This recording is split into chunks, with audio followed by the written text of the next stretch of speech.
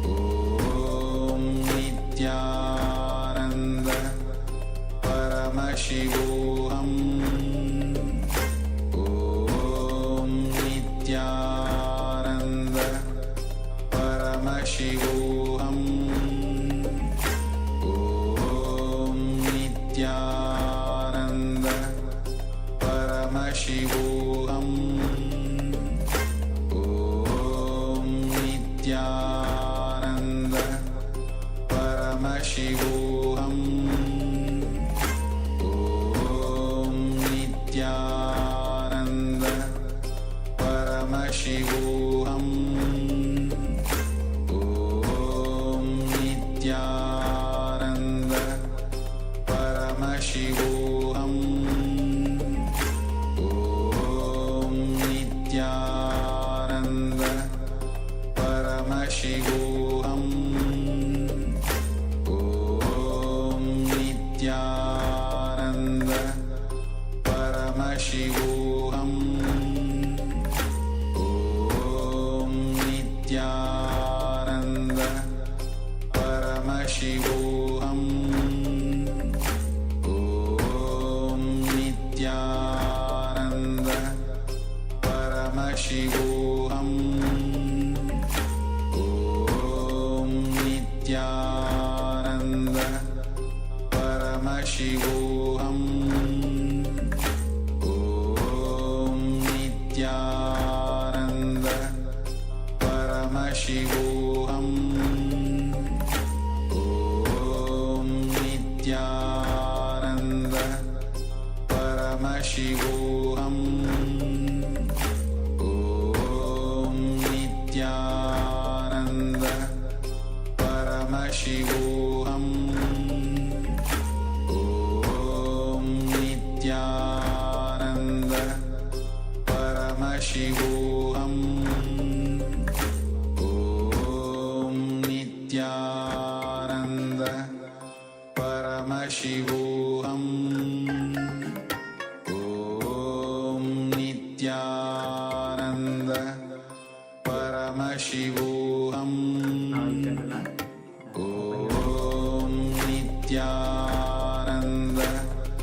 Paramashivoham. Now successfully manifested the second round of power Om manifestation Nityananda. power manifestation. So Paramashivoham. now it is time for us to verify. Om Nityananda. Share, Paramashivoham. share. Om Nityananda. Okay. Paramashivoham. Om Nityananda. Paramashivoham. Om Nityananda. Paramashivoham. Om Nityananda. So let us now Paramashivoham. and every day, each and every one of us are getting better. Nityananda. Manifestation, Paramashivoham. So in the same space, let us enter into the next section for today.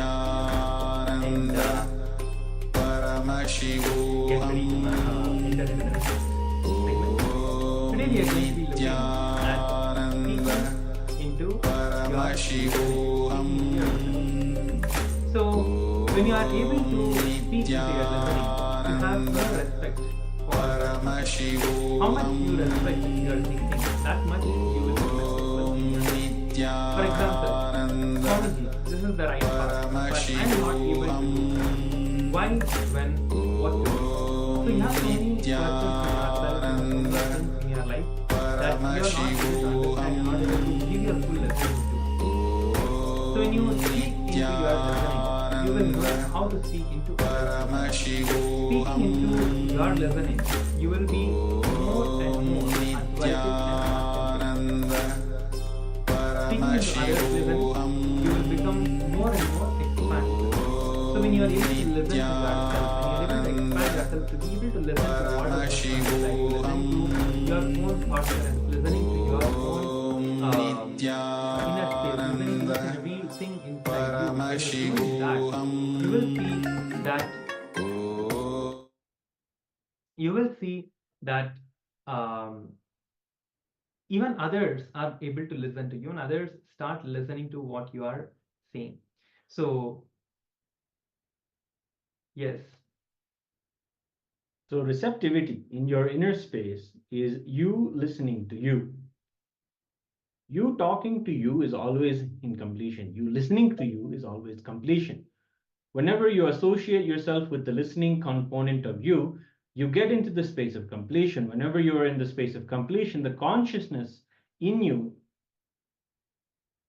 stops the aggressive guy who's continuously talking and he starts to relate with you. The aggression cannot be talking while the listening is intensely listening. Whenever you associate yourself with the listening, don't ever have the fear. The aggression part is going to be speaking to you and you are going to be listening to it. Whenever you get into the space of listening, the Lord will speak to you. Paramashiva speaks to you. The Advaita Satya, the truth of Advaita speaks to you. So, what is Advaita Satya? In your pure listening, what you experience as you, what that same only is experienced as them by every being existing, that is the Advaita Satya. So, what you experience as Advaita, what you experience as oneness, everyone else experiences the same, which is the space of oneness with everything.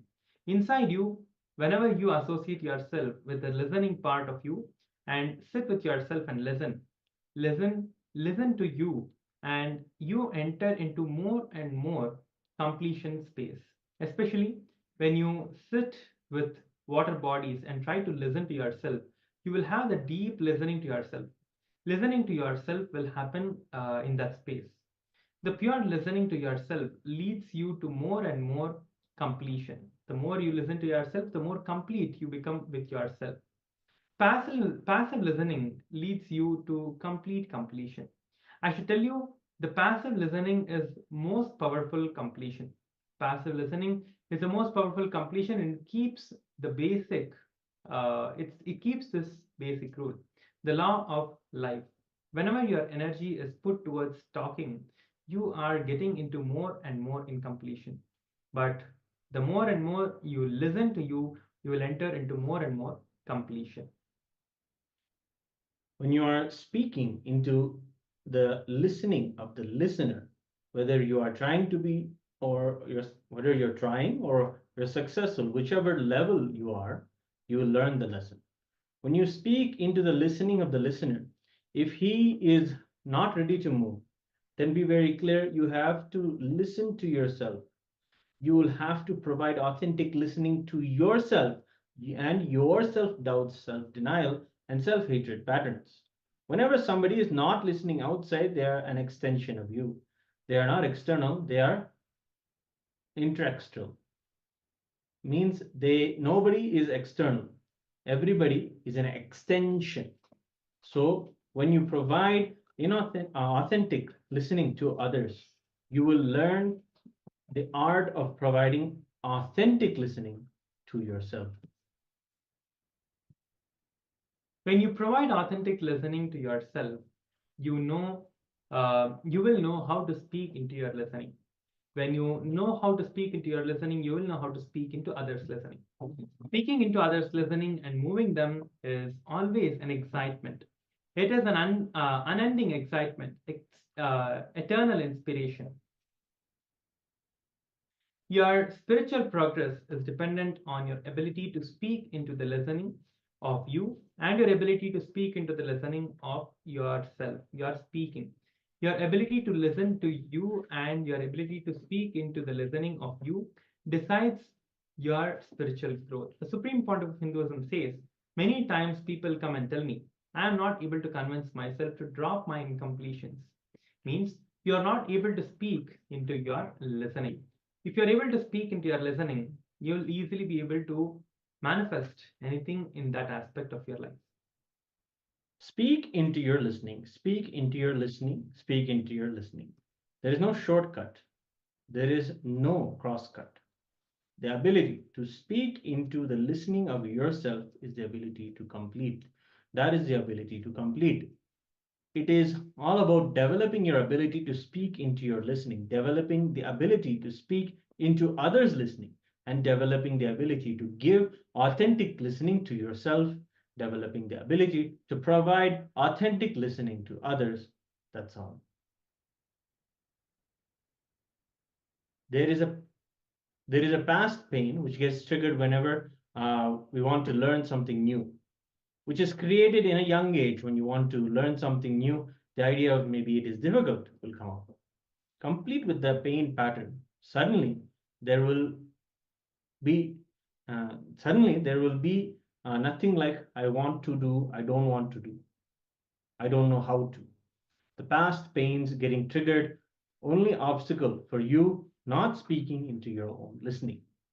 Let's see a short clip now where the Supreme Pontiff of Hinduism shares about how to provide authentic listening to yourself.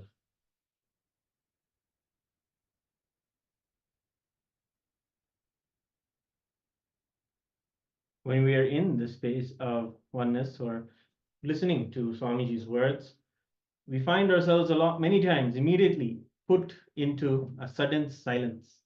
That is when we are also tasting the space of listening that the Master's presence automatically puts us in. So this is this celebration of authentic listening. So let us now watch a short clip about listening.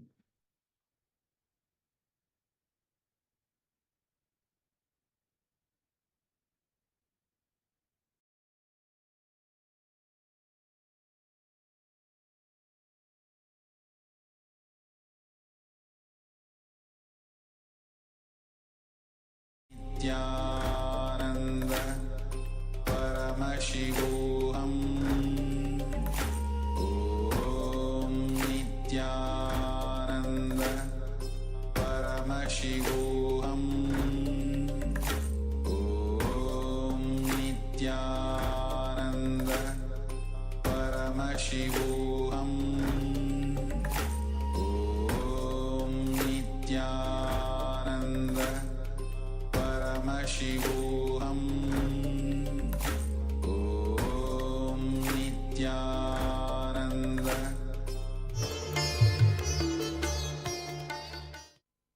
Whatever you want in your life, you might have come for the program here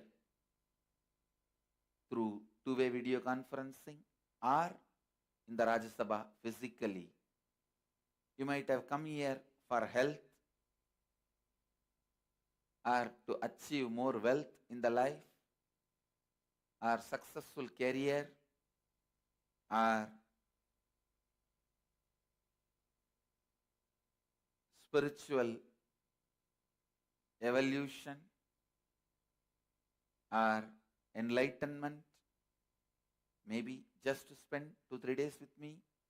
Whatever may be the reason, please understand, whatever may be the reason, whatever may be the purpose, whatever you may want from this program, through this program, can happen in you by listening. It is with listening. When you start listening, it starts.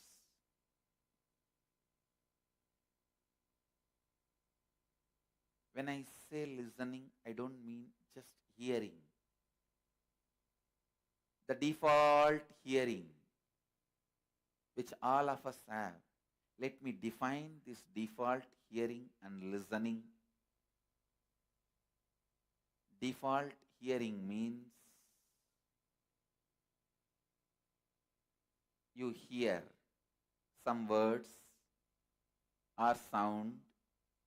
The moment you hear Paramashivoham Om Nityananda Paramashivoham Om Nityananda. Do not expect the other person will completely realize the reality of what you are teaching. Even if you help the person to get out of a headache or a knee pain, it is causing enlightenment. Understand? If you remove By giving one meal, if you remove hunger from him for next few hours, that is causing enlightenment. If you just give him few clothes and help him to protect himself from the weather, that is causing enlightenment. Giving him medical care and helping him to come out of some physical suffering, it is causing enlightenment. Giving him the knowledge of completion and helping him to come out of psychological sufferings, mental pains, it is causing enlightenment. Helping him to evolve consciously and get enlightened, it is causing enlightenment. As multiple dimensions. Please listen. Align your whole thinking, whole life for others. The secret of success is your sincerity to be a cause for others' reality. Whatever field you may be, whether you are a doctor or an engineer or a spiritual leader, lawyer, political leader, social leader, a student, a teacher, whatever may be your life, your profession, your sincerity to cause others' reality makes you successful. Your sincerity to cause what people want in their life, that is the secret, that is the formula, that is the methodology for success. Be a catalyst for everyone to realize their reality. A lawyer should be a catalyst for everyone to get justice. A doctor should be a catalyst for everyone to have health. A politician should be a catalyst for everyone to have whatever possible growth, auspiciousness, good things in their life. A teacher should be a catalyst for everyone to have knowledge. A spiritual leader should be a catalyst for everyone to have enlightenment. Decide your life will be a catalyst for others' reality. I tell you, when you start causing others' reality, suddenly from thousands of directions, 10,000 hands will come and cause your life into reality. That will be cast as reality. I tell you, so much of auspiciousness will be showered on you. So much of wonderful things will be expressed through you. Whenever I say cosmos showers, I can't contain my smile. It's like these school boys, when they fall in this puppy love, whenever their girlfriend's name is uttered, they can't contain the smile in the heart. I tell you, my puppy love was this concept, because this was told to me by Raghupati Yogi. He actually demonstrated. Still I remember, there was a Nagalinga flower tree in Arunachala temple. I am so happy that these fellows did not touch the tree. Still the tree is alive, it is there. Still the tree is there in the temple. There is a place called Kirtigai Mandapam where Raghupati Yogi used to teach yoga to me and some more students he had. The tree is there next to that mandapam. He told me, go and tell the tree that you will water the tree every day and you will send your love to the tree for the tree to flower. The tree was not flowering for quite a long time. He told me to do that. I said, okay. I started doing. Maybe it took 1 month. Suddenly one day, when I went there, I saw the whole tree, so many flowers. And please understand, when I touched that tree and did that same practice I used to do, I'll feel that I'm giving my love and my feeling, my support that the tree should flower and it should be happy. When I touched the tree, I tell you, I have not shaken the tree, and I'm a small boy, I can't shake that whole tree and all. When I touched the tree, at least 100 flowers showered. Literally showered on me. This word, the cosmos showers, was given to me by Raghupati Yogi experientially. That is why when I utter that word, I can't contain my smile. I tell you, be cause for others' reality. I wanted to repeat this line. Be a cause for others' reality, because being a cause for others' reality is your being the cause for your being. When you are authentically, sincerely cause others' reality, suddenly you will realize that is your cause. As long as you have some hidden agenda, selfish agenda, the fear whether that agenda will be fulfilled or not will always be there in you. Just drop all agenda and decide you will cause only others' reality. After, even if you want to suffer, society with cosmos will say, hey, you cannot be tortured, go, you are not a rowdy. You saw in Tamil movie, there is a comedy scene, one comedian will tell the police, I am also rowdy, take me to the police station, arrest me, put me in jail. They'll say, no, you are not a rowdy, you cannot be put in jail, go. Same way, you will tell the cosmos, come on, I am a human being, kill me,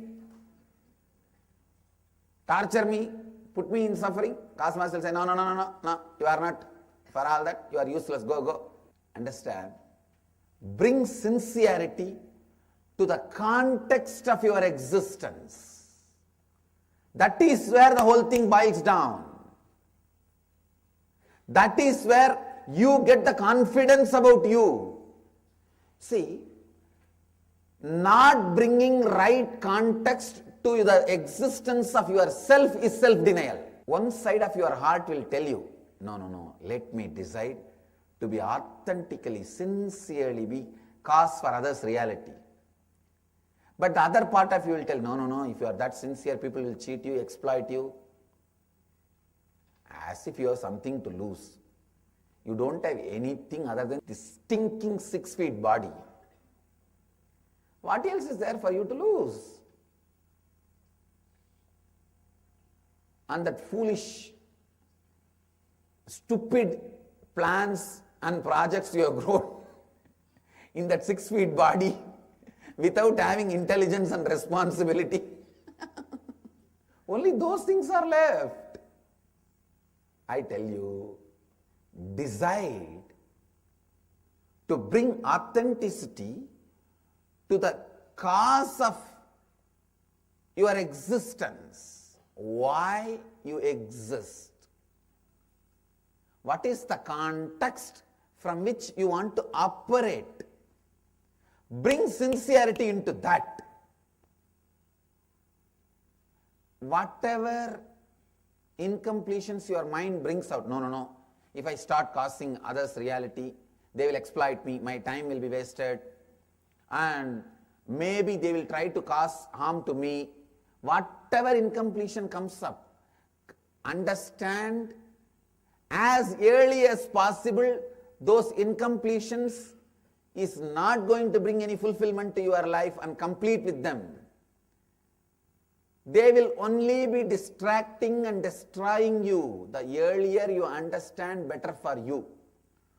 Those incompletions which does not allow sincerity into the context of your existence is self-denial. Atmahadya. In Sanskrit, there's a beautiful word, Atmahadya. This same word is used for suicide also. I'll expand why.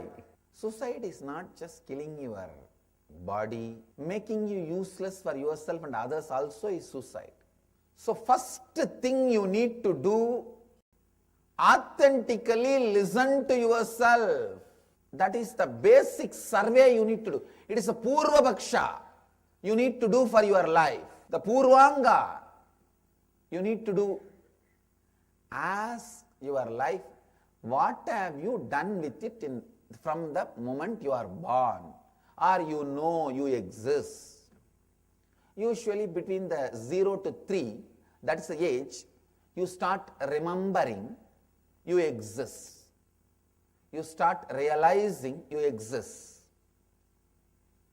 Between 3 to 7, you start realizing you exist as a body or mind. Then from 7 to 14, the patterns develop. Your attitude, identity, qualification, personality, qualities. The Vyaktitva starts developing. The first thing, listen to yourself authentically. What have I done with my life from the moment I know I exist? Is it looking a big mess, or is it looking little mess, little bliss, or is it looking little mess, lot of bliss, or is it looking lot of mess, little bliss? First take a stock. And one more thing, when you take stock, don't believe what your mind says. I am only telling listen to the mind. I am not saying believe your mind. Authentically provide listening. Let your mind cry and tell all the sob story. Conduct a TV serial. 10 years before, that fellow poked me here. This boy poked me here.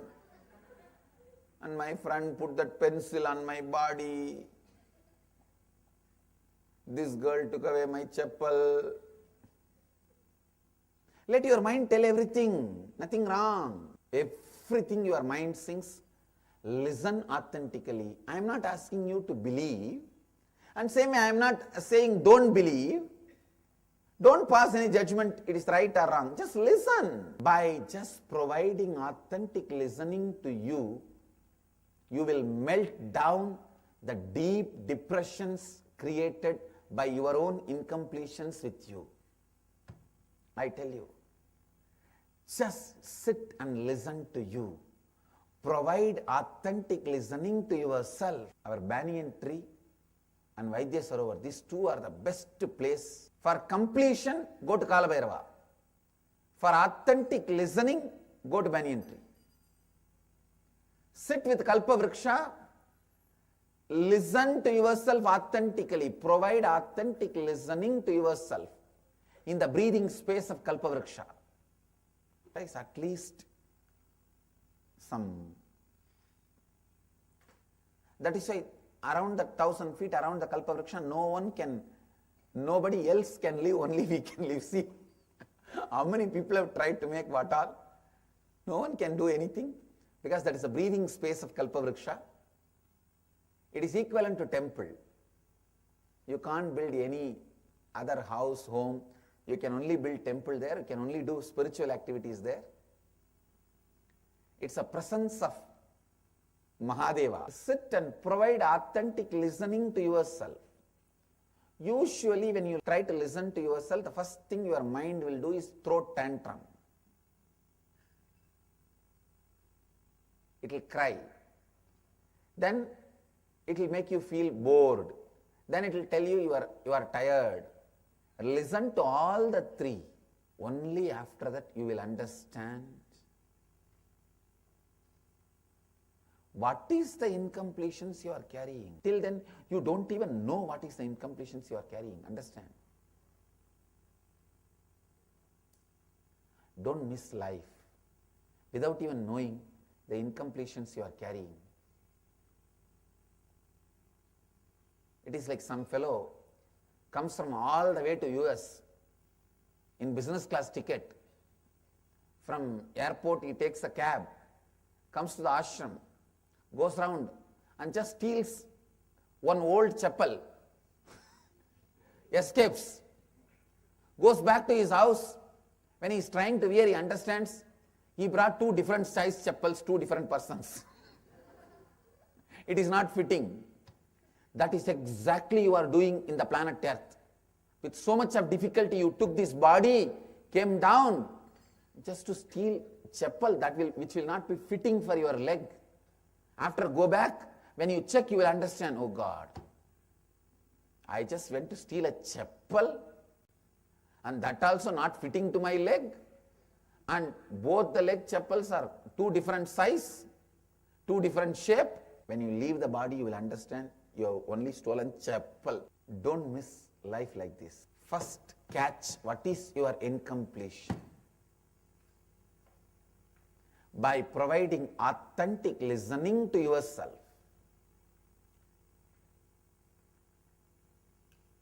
See, when you provide authentic listening to you, you will also realize so many wonderful good things you have.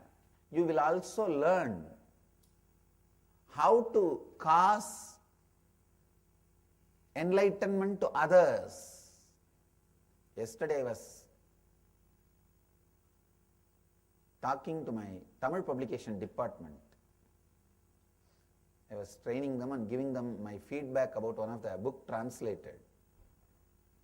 I told them, first give this book to 10 fellows who are very common Tamilian, who is not an intellectual, who doesn't know the language much, who just reads newspaper and listens to the television news, sees some movies. Give this book, like this, choose 10 fellow and give them each one copy. Make them read and underline. Let them underline all the words they don't understand. Then correct those words and bring it to me, only then we will publish it. There was a book getting translated in Tamil, one of my book. I also told them, not thinking for the person to whom you are serving is ego, arrogance. It's like a story I always repeat. The school, one day the NCC teacher told all the students, NCC boys, every day you have to do one good act and come back and report to me. What does it mean by good act? Giving water to somebody, or helping some old person to cross the road, or giving a meal to somebody. These are all good acts. Next day, NCC class, 6 boys stood up and said, "Sir, today all of us did a good act." The teacher asked, "Tell me, each one of you guys, what you did." All of them shouted in chorus, "All of us, all 6 of us helped the old lady to cross the road." Teacher was shocked. He said, 6 people to help one old lady to cross the road? They said, "Yes, sir," because she was adamant she doesn't want to cross the road. We have to forcibly lift her and cross the road. See, not thinking about the person to whom you are serving is ego, is arrogance. To whom you are serving, you don't think about his need. Whether you translate and publish a book or give a speech, talk into the listening of the listener. You will learn that only if you provide authentic listening to yourself. Be sincere about listening to yourself.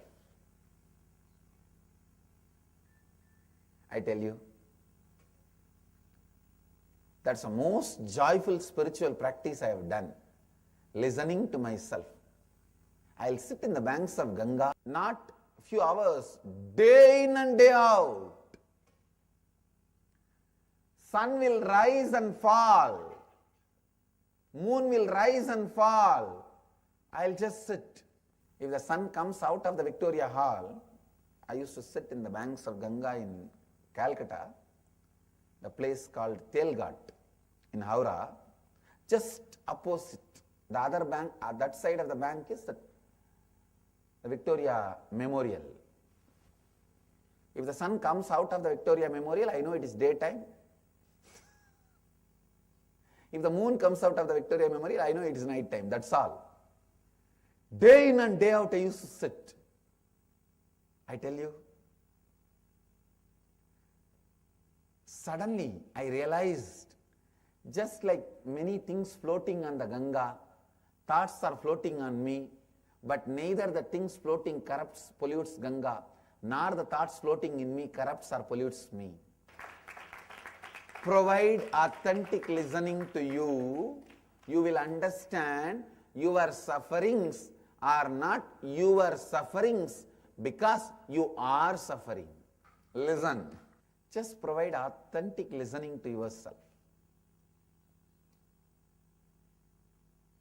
Mahadeva is here in this campus in the form of living banyan tree. Please understand. All over the world, in any temple, he is only in the jata, in the matter, he lives as a consciousness. Only we have Chaitanya Vigraha, a living Vigraha, a living deity, the Kalpavriksha. Mahadeva is here as a juice of that banyan tree, as the leaf of that banyan tree, as the branch of that banyan tree. His intense presence. So just sit and provide authentic listening to yourself.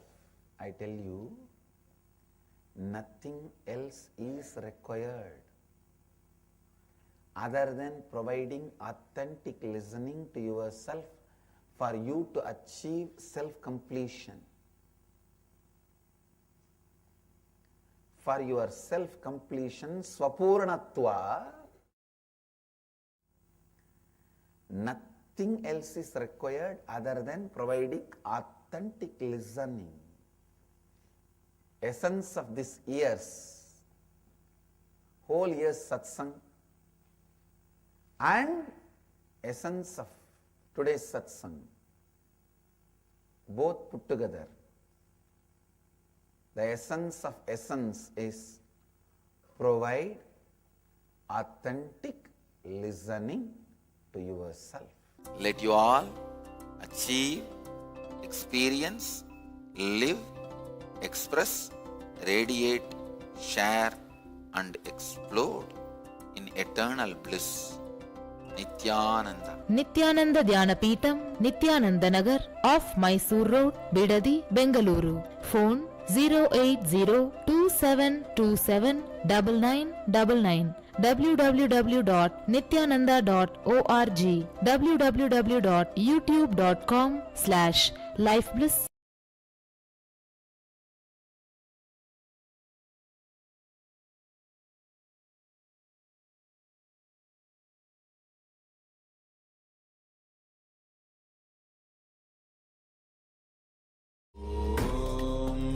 Nityananda Paramashivoham. Om Nityananda Paramashivoham. Om Nityananda Paramashivoham.